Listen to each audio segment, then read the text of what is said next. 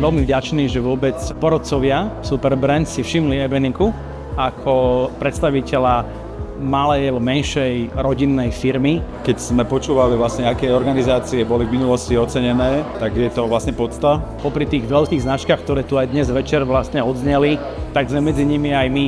A to si myslím, že je aj pre všetkých takých menších podnikateľov veľmi také povzbudzujúce a inšpirujúce.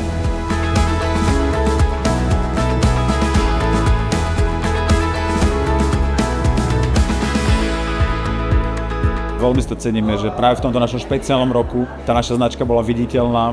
Veľa sme sa na to sústredili, pretože sme chceli tú misiu Červeného nosa ukázať ľuďom, ktorí by ju možno inak nestretli. Myslím si, že Superbrand je dobrý v tom, že konektuje ľudí. Je dôležité, aby sa ľudia nejakým spôsobom medzi sebou konektovali aj z rôznych iných oblastí, lebo vtedy vznikajú zaujímavé nápady.